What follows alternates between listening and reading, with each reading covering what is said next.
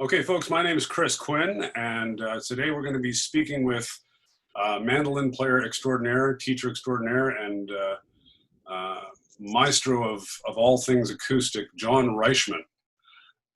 So hello, John, how are you? I'm doing good, Chris. How you doing? I'm fine, thank you. Where are we reaching you today? Well, I'm in my home in New Westminster, British Columbia. Very nice. How's the weather out that way today? It's actually, it had been pretty warm. Well, not, I mean, that's relative. But there's been a fair bit of rain this summer, and we're in a little bit of a wet spot now. Oh, okay, yeah. It's pretty dry where I am these days, but that's okay. Yeah. So we're doing this little interview with you because, of course, as we know, with the pandemic, we're all sort of isolating. So Yes. I'm at my home, you're at your home, and we would otherwise be seeing each other, I guess, later this month Yeah. at NimbleFingers. And Yes. Yes. I was looking forward to that. I was looking forward to seeing you and playing with you and hopefully hanging out some and catching up. Yeah. Likewise. It's been a long time. Yeah. So, John, could you maybe tell folks a little bit about your beginnings as a musician? Sure. I grew up in Northern California, about a 2-hour drive north of San Francisco in a town called Ukiah. And, I was interested in music as a kid and somehow became aware of bluegrass music just through the television, like Latin Scruggs on the Beverly Hillbillies or the Dillards on the Andy Griffith Show, and the odd variety show that might have bluegrass. Like I saw the John Hartford Aeroplane Band on a couple different shows, and I knew who John Hartford was through the Smothers Brothers, but it was great seeing him actually in a bluegrass band with these other guys.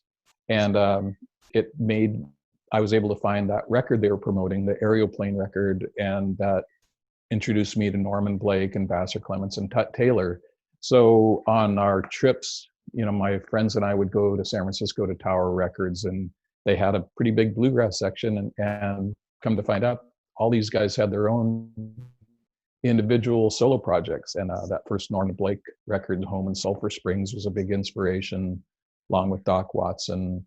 And there were also bluegrass bands in San Francisco that would perform regularly at a club called Paul's Saloon. So I was too young to get in, but I looked old enough to get in. So I was able to hear High Country was a great band there, real Monroe-based traditional band with Butch Waller leading that band.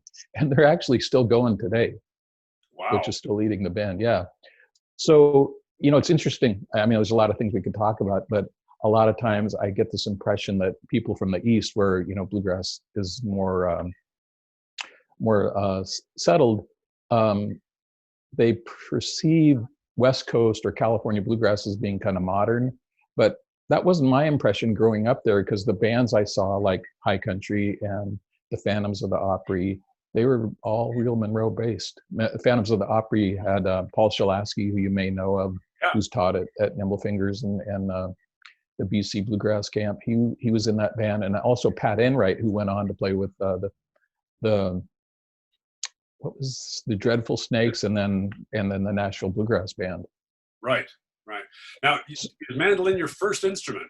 No, I played guitar. I liked the Beatles when I was young, like 9 years old, and took lessons, but they didn't really stick. But had the guitar, and my brother kind of took it over, my older brother, and he learned some tunes. And then a few years later, I got more interested, and he showed me some chords to 12-bar blues and Creedence Clearwater songs. And so that was, and then that's all I wanted to do, is play guitar. I remember I was so excited to get this guitar that it was like a leftover that he had with his college roommates that had just a couple strings. So I'd play Louie Louie on the one bass string, and then got a set of strings, and just played guitar all the time. And then was aware of mandolin from the bluegrass bands. I kind of associated it. I mean, I knew mandolin was like a traditional instrument, but I associated it with bluegrass music because that's the ensemble I saw it in. And a family friend loaned me one, and I tuned it. I think the first time I ever picked up a mandolin to play, I was camping on the beach on the Mendocino coast with some friends in high school. We went over there for a weekend, and on this beach, down the beachways, there were these hippies camped out. So we went down to visit him, and one guy was playing guitar, and there was a mandolin laying there, and I picked it up, and it was tuned to an open chord. I don't know what tuning it was in, but it was an open chord that had the interval of the standard fifth interval on the bottom two strings. So I related that to the open tunings I knew on the guitar, and I picked it up, and it was like I could play it. And I thought, oh wow, this is a miracle. So I just when I finally got one that I borrowed, I tuned it to an open chord. I think an open E chord, which is pretty unorthodox, and didn't use a pick. I just put my two fingers together and strummed on it, and then eventually realized that a G tuning might make more sense. It was still an open G, probably similar to a banjo tuning. And then I finally got a nice mandolin because I was pretty into it, a Gibson F2. And at that point, I thought I should probably do this properly because I knew what the tuning was supposed to be. It seemed too weird to me, but I went ahead and took the time to get used to it and started learning tunes off records and fiddle tunes, and then eventually solos off records, Sam Bush and Doyle Lawson and different players, and that's how I learned, taught myself. So you taught yourself? Yes. I gather you did, because if you're talking about these open tunings, then you must have been sort of hunting and pecking and trying to figure it out on your own. Yeah. How long did you play before you actually played in standard tuning then? A couple of years. Fifths, with the doublets and fifths. Eh? Yeah. I guess I was in my first year of college. I didn't really have a major and, didn't take it seriously, but during the time I went to college, I taught myself how to play mandolin. So it served its time. Wow, that's amazing. Did you ever take lessons on mandolin? Any formal lessons? No, not really. Just a couple, one-offs here and there, and I'd get some tips. Like early on, the music was so, the players were few and far between at that time. And I did meet some players who played, I don't think they had a mandolin, but they had maybe banjo and guitar, and I played with them and whatever tunes I knew. And they said, their comment was, you sound good, you just need to play louder. So I played louder. Okay. And then someone said at some point, it's probably better to use the rounded edge of the pick or a heavier pick than the point. So I had the old pick guard off my harmony mandolin I had, and I didn't have it on the mandolin, and I cut it up to make picks. So I had a pick that was about 5 millimeters thick or something. Must have been like a poker chip. Yeah, it was quite thick, and I think I must still have that somewhere. I'd love to see that. Yeah, me too. So you made picks out of the pick guard. Yeah. So you completely forsook the word guard. Yeah. Well, I didn't have it on there for some reason. And probably by that point, I wasn't using that mandolin anymore either. Okay. So. Great. So the first folks you were playing with, were they bluegrass players, or were they new acoustic players, or were they folks who played folk music? Well, I played with my brother, and he wasn't really so much a bluegrass player, but he still plays today. And he does play in a bluegrass band in the Portland, Oregon area called Sunny South. He's really a great singer and a rhythm guitar player, but he was more just into, whatever songs, it's more like singer-songwriter stuff and Creedence Clearwater and some rock and roll and all kinds of music. And at some point he also got into swing music and singing standards. And then I was interested in that too. So I played with him. And I had my next door neighbor was a guitar player. I played with him. And this good friend of my brother's named Gary Whitaker, he had a little bit more knowledge about bluegrass and roots music and folk music. So I did take lessons from him on guitar, learning how to play fingerstyle. And he was just a talented musician, and he got a banjo at some point. So we had a kind of a quasi bluegrass band at that time. Amazing. But I think it was mainly from my, very avid interest in the music, and it kind of, rubbed off on them, and we started a bluegrass band.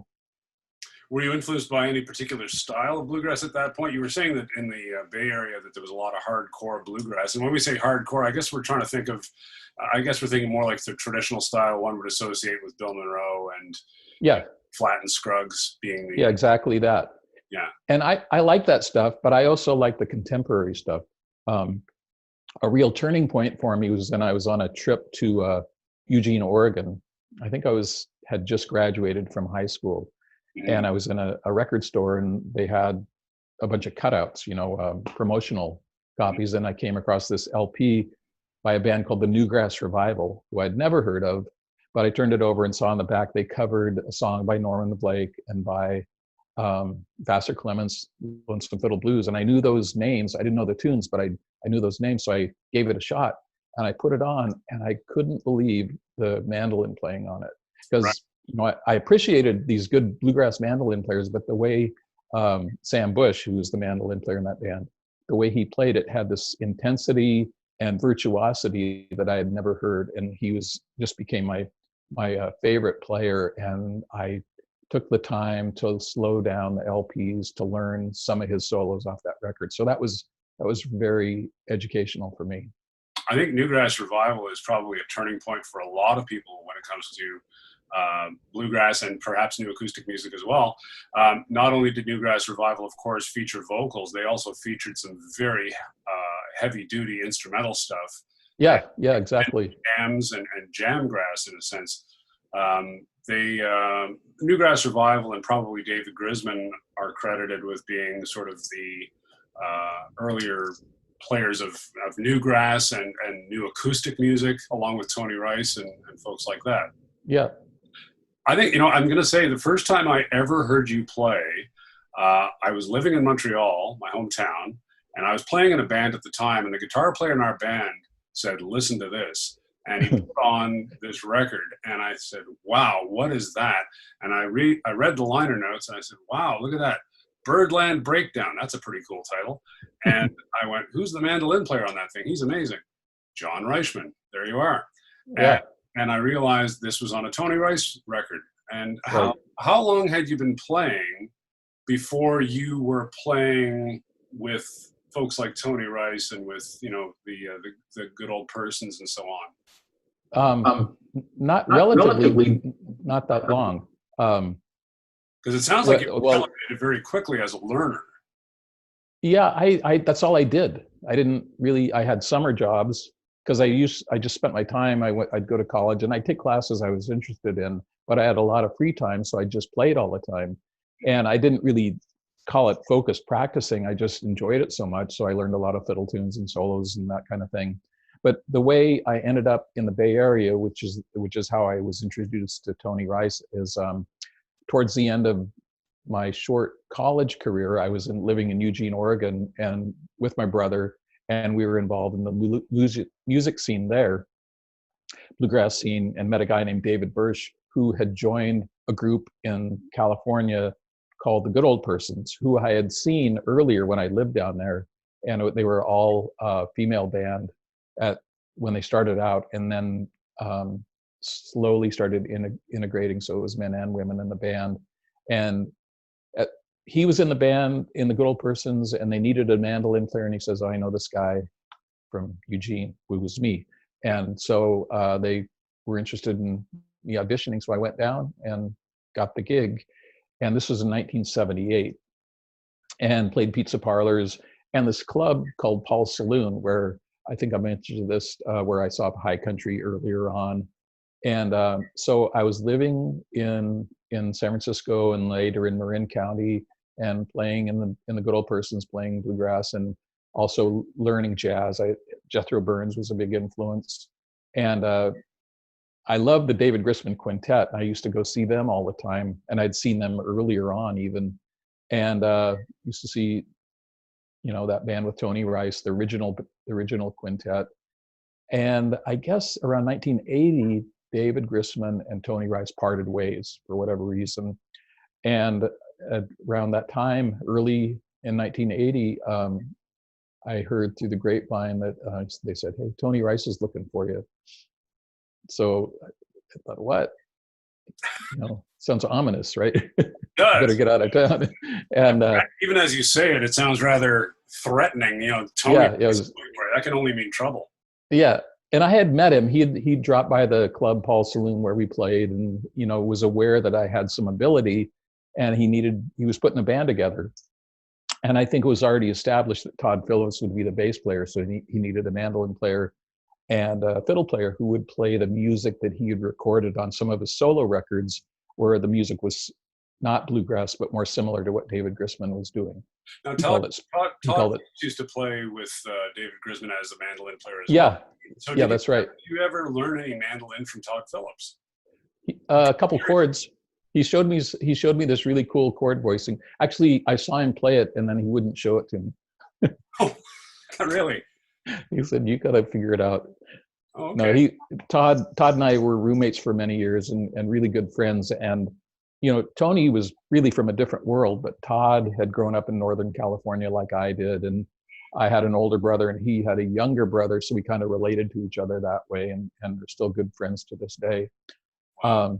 But anyway, I went over to Tony's house, and he said, "I'm looking for a mandolin player." He gave me some LPs and some charts, and I went home for a couple of weeks and learned the tunes. And I went back and showed him what I had learned, and we played, and he just was really happy. He Wow. said, "Well, I'm not looking for another mandolin player. I had no idea you could play like that." Which, I was still developing. I think he maybe saw the potential more Mhm. than anything, but basic ability of playing in time and good tone and tuning, which is, I mean, he really valued tuning a lot. Oh, okay. Yeah. Yeah. Now, what was your perception of Tony Rice? You're about to play with this fellow who has already achieved a certain status in the business. Yeah. He was already very well known for being a groundbreaking guitar player and singer. And he had worked with Sam Bush as well, uh, Yes. with the Bluegrass Alliance. Uh, Yep. so, what was it like to step into those shoes? Well, it was nerve-wracking. I mean, that's exactly how I viewed it. I thought my favorite mandolin players, David Grisman and Sam Bush, were the guys he played with before, and I have to step up to the plate. So I practiced a lot, and I wanted to make sure once. See, it took about a year for us to get the rest of the band, which together before we played any gigs, and then we had these initial 3 gigs, and it was pretty intimidating going on stage. But the thing is, Tony is so great, and Tony and Todd as a rhythm section. Just if you play with them, it makes you play better. Hmm. It's like driving on a super smooth road as opposed to maybe with some more amateurish type players where it's bumpy. And if that's the case, I find I end up playing at the level of whoever I'm playing with.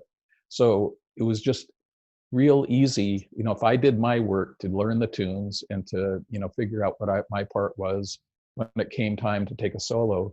Those guys were so good, it just made it effortless. Hmm. I can honestly say that the couple of times that I've played with you, I absolutely feel lifted when I'm playing with you. And Oh, that's well, I what you're appreciate that. expressing, what you're expressing about Todd Phillips and Tony Rice is how I feel about how a couple of times I've played with you, I feel absolutely lifted. So I think I understand how you feel. Well, that's the goal, I think, for any players out there, to try and make sure you work on your solos and your breaks and all that stuff, but you want to make sure your rhythm playing is going to support whoever is soloing. You want to make that soloist sound good, like you want them to make you sound good. Right, right, right. So it's about the canvas Yeah, after all. exactly. Yeah. Nice. So you played with the Rice unit for a while, and then what was the next step for you after the Rice unit? Well, I kept playing with the good old persons while I was playing with Tony Rice. It was from like 1980 to 1983. And just to step back for a minute, in the good old persons, we had Kathy Kallick. I think, did Paul Shalaski play fiddle with them? Yeah, Paul Shalaski and Sally Van Meter on dobro. Right. And initially it was a bass player named Marky Sanders, and then it was Bethany Rain. And that band with Bethany and Sally and Paul and Kathy and I, we made 2 recordings, and then one more once Paul had left and Kevin Wimmer came in. And Okay. it was really a great opportunity for me joining that band. I can't. They were really good players. All top. They had original material, but they had a real good respect for the tradition as well. So it was kind of perfect because it allowed me to explore writing tunes like "It's Been Real," that tune of mine. Right. I just thought, well, these guys are writing tunes, I might as well give it a shot. Didn't really think too much of it and wasn't too thrilled with the tune, but people liked it. So. And as far as compositions are concerned, you're as well known for your composing as you are for your playing, I think, in some circles. When did you start composing your own material? Early, when I guess even before I left my hometown of Ukiah, I wrote an original called "The Meat and Potatoes Rag," and it was I I think it was a pretty good tune. I mean, the melody maybe wasn't that interesting, but the chord progression was great. It was a perfect banjo tune. Yeah, I probably should revive it and see what you think. I'd like to. I'd like to hear it. Yeah, yeah. What do you think about the idea of composing in an early time in one's learning process? Do you think it's of value to write your own stuff as much as you're taking in the standard material? Would you think it's as important to come up with your own voice or to come up with your own? Yeah, Nick Hornbuckle and I have talked about this a lot. He really values it, and I do too. I mean, I'm really happy that I've been able to write these tunes that have other folks have taken the time to learn and jam on and that kind of thing. And it's a satisfying thing coming up with an original piece of music. But there's plenty of mandolin players who've never written their own tunes, and they're great players. So I don't know. It's for me, I find it super satisfying, but I don't value it overplaying necessarily. Okay. Tell us about your move to Canada. What prompted that? Sure. Well, what prompted to it was I met a woman named Gwendolyn Stevens at the time. When the Good Old Persons traveled to on a tour of the Northwest and ended up in Vancouver, she was involved with the Bluegrass Society based here, and I met her, and that was it. We just said hello, and then we crossed paths again about a year later in I guess it was Owensboro, Kentucky at the time, at the IBMA convention, and we were able to spend a bit of time and kind of hit it off and exchange phone numbers, and I kept calling her and she'd pick up the phone, and one thing led to another, and scheduled some visits, and it just progressed, and it was what ultimately we got me to move up, because our relationship had developed where it seemed like one of us had to move, and she had two little girls, and I couldn't see uprooting 3 lives to come to California to live with a bluegrass mandolin player. So I thought, I like Vancouver. I don't have anything keeping me in the Bay Area. I'll give it a shot, and it worked. It was great. I mean, I'm really happy I made the move, and got 2 granddaughters now, and Vancouver, I had played here enough that local musicians knew who I was, so I was able to get session work and play with different local groups and whatnot. And then a little later, I decided I was going to keep recording, and made a few solo records and put together the recording called Up in the Woods, which led to the formation of the Jaybirds. And then the Jaybirds has been, still going today, in theory. Yes. Yeah. Well, with the pandemic, everyone's kind of frozen in time, I suppose. Yeah. Yes. The Jaybirds are some of the best musicians that I think I have heard, and the band is amazing. Thank you. I was actually in doing research for this, I decided I would reach out to a couple of your bandmates and poke around a little bit. And I have a couple of quotes. I'm just going to throw them at you here. Okay. Nick Hornbuckle, you sound like you're bracing for this. John is an amazing musician, and it's an honor to play with him. He sets the bar almost impossibly high. His timing is impeccable, his tone is unmistakable, and his taste is inspirational. He is not only one of the finest mandolin players on the planet, but he writes beautiful, deep music that really touches the heart. He's the best. Well, I guess I got to give him a raise now. That's Nick Hornbuckle. Yeah, that's pretty nice. Isn't that nice? Yes. But, Nick is I met him, I think in '95, and I enjoyed his playing then, and I still do. I mean, he's also an amazing musician, great composer, and he's really developed his own technique. So it was real fine crossing paths with him. What it feels like to me when I watch the Jaybirds is it's not a group of shredders. It's a group of very musical people who really value each other's contribution. Yeah, it's a real band. It's like I always admired groups like the Nashville Bluegrass Band, where it's like, it doesn't seem like it would fit necessarily, but it really does. Mm-hmm. Just that particular combination. It's like a science experiment, and that works. And Jim Nunley was in the band for most of the tenure of the band, but he left a few years ago, and Patrick Sauber was a great replacement for him. This is something that actually Greg Spatz, who I was in touch with as well, mentioned. He said, the fact that we can keep that many people together for that many years and have only one personnel change is a testimony to the solidity of the band, and you as a band leader and as an influence. I'll tell you what Greg had to say. He said, you already know he's one of the best mandolin players around, great tone, great taste, musicality, and as good as he is as a player, he's even better at writing tunes. They're always melodic, strongly evocative, and fun to play. That's the part that makes them so special, I think, that the melodies it comes up with are the ones you want to hear and play over and over. And then in addition, they work as great jam tunes that you can stretch out on. I think that's a really rare balance to strike. Aside from all that, he's a great band leader. He's fair, he's generous, smart, organized, good at planning, and calm. Hardly ever gets ruffled, never gets messed up. He's a great guy, got great taste in food, and always knows where there's good food on the road. That's really important. And he's very funny. He says you're very funny. I recall one of your references to Bill Monroe having an appreciation for Indian food. Do you remember that? Yeah, sure. Yeah, I'm going back to old Kentucky to see my vindaloo. Right. That's I enjoyed that the first time I heard it. Yeah, that's my idea of a joke. That's true. Well, I think Greg's right. You are very funny. Well, Greg, that's pretty nice. Yeah, those guys are all great humans to be in a band with, and fabulous musicians, and just it is a family, really.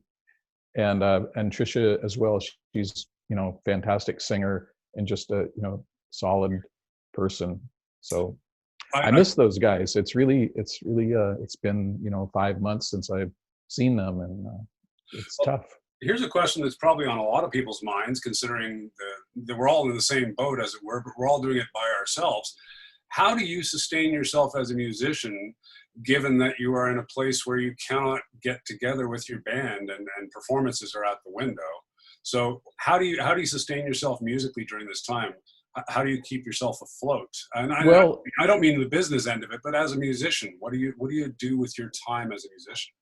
Well, it's interesting. The business end, it's like I'm always, if I'm not on the road, I'm trying to get gigs for the next year or something like that. Mm-hmm. So basically all the gigs that were booked have been rolled over to next year. Right. So I kind of get a year off from booking, which is great, because that's, in some ways, that's the most stressful part of being a band leader. Mm-hmm. It probably is the hardest part, Yeah. But just for my own time, it's afforded me a lot more time to practice. I not daily, but definitely way more than I had for years. And technical things, and writing some tunes. I've written some new tunes, and just before COVID hit, I had recorded 4 tunes for a new solo record. So they're all done, and Ivan Rosenberg has been mixing those. And now I'm trying to figure out a way to continue the recording in a safe way. Initially, I wanted to go back to California to the studio where I had recorded, and but it just doesn't seem like a good idea to go there, at least not for several months, maybe. Yeah. So I have some plans of doing some smaller ensembles where you can physically distance yourself and not have to travel too much. So we'll just see what shape it takes. It may be the ultimate angle of the recording may be influenced by the fact that I can't do exactly what I wanted to do before, but working around it. Mm-hmm. Let's talk a little bit about learning, because we are talking about our experiences as teachers and mentors to people at camps and so on. And this year, as we said earlier in the interview, you and I would have been at NimbleFingers this year. Yes. Teaching. And I think for the folks who might be watching this video, they might like to know, what would you advise them to be doing at a time like this? What would a new mandolin player be well advised to do if somebody were, so, if somebody fell in love with the sound of a mandolin or fell in love with the sound of new acoustic music or bluegrass, and they just wanted to move along? What would you recommend that they do for themselves? Well, the resources are much greater than when I started out. Like, you can, I mean, even if you go back to the process I used of slowing down a recording, it's so much easier now with an app on your iPhone called the Amazing Slowdowner, and I think there's others as well where you can just Great. Yeah, it's great. So you can slow it down without changing the pitch. Learning solos. I mean, people want to learn how to improvise, and that's really tough. I don't really know how to teach that, except for saying that you could try doing what I did, and that was learning. I'm going to put you on the spot. What do you think improvising means for you? Improvising? Well, I guess playing say a solo over a song, and the solo is something you've never played before. It's different each time. Okay. And it may be made up of licks that but you can organize those licks in a way that's interesting and exciting. Just patterns. And to me, I learned to improvise just by learning a lot of tunes, fiddle tunes, and then going on to learn individual solos of players I admired, like Sam Bush. Uh-oh. That's okay. I think we have a glitch there. Yeah, I'm on the lower power mode. So, and then like for when it came time to do some recording, I would actually compose solos. So I didn't waste time in the studio. So I'd take a song with a chord progression and figure out what the melody is, and then try and make a solo that relates to the melody, but is still interesting and has some extra added features to it. And then with Tony, that stuff was really open-ended. That was really improvised. And one of the things playing with Tony was, I mean, Todd and I would sometimes solo just the two of us on these extended jams. When it came time for the mandolin solo, Tony just stopped playing, and so did Fred Carpenter, who played fiddle, and it would just be me and Todd playing together, and he would, he's such a creative player. He'd spark something in me and vice versa. So that was real exciting. And that was always different every time. Might have similar components like playing in octaves or double stops or chord melody, but it was always very exciting.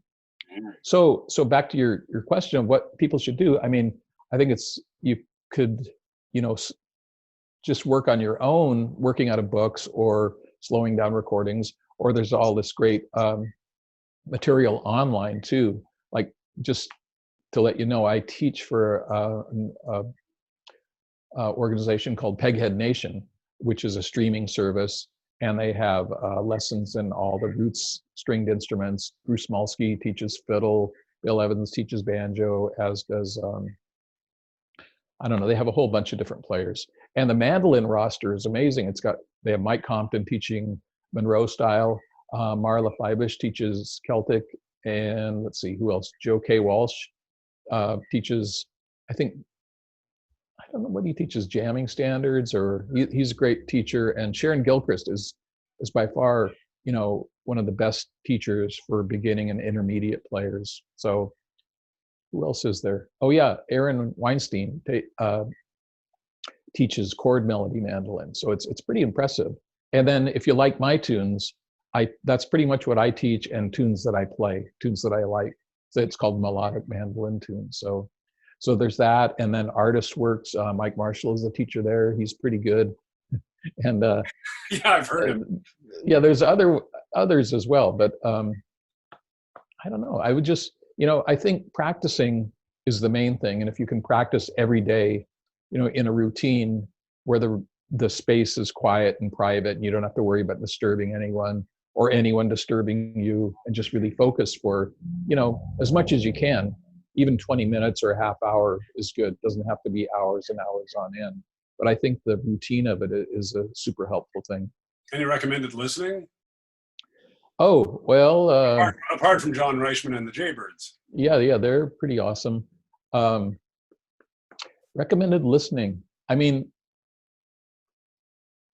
let's see what people ask me this question and I always think after the fact, oh yeah, I should have mentioned this. But I like old time music a lot, and I like jazz, and I like Latin music and world music. Um, I mean, Tony Rice's Manzanita, that's probably the one recording I could listen to every day repeatedly. Isn't it amazing to say that about somebody that you've worked with? Yeah, well, it's a different context because I didn't really ever play bluegrass with him. Okay, yeah, of and course. and that those players are all at their peak of their powers, and the material is great. And I'm sorry there's no banjo on there, but banjo players seem to like to play with it because this is what I would have done. So That's what I did. yeah. Yeah, the Manzanita album is a boon for banjo players because, of course, with there being no banjo on it, it opens it up for a lot of putting in your own ideas, I suppose. There's a couple of David Grisman recordings where he's playing bluegrass. One is called Home is Where the Heart Is, that features a lot of different players. That's a great recording. And also a band he had called Here Today, Yes. which is kind of an all-star band with Jimmy Buchanan, who played fiddle with Jim and Jesse, and Vince Gill is the guitar player, and Herb Emery Peterson. Gordy on the bass. Yeah, Emery Gordy, yeah.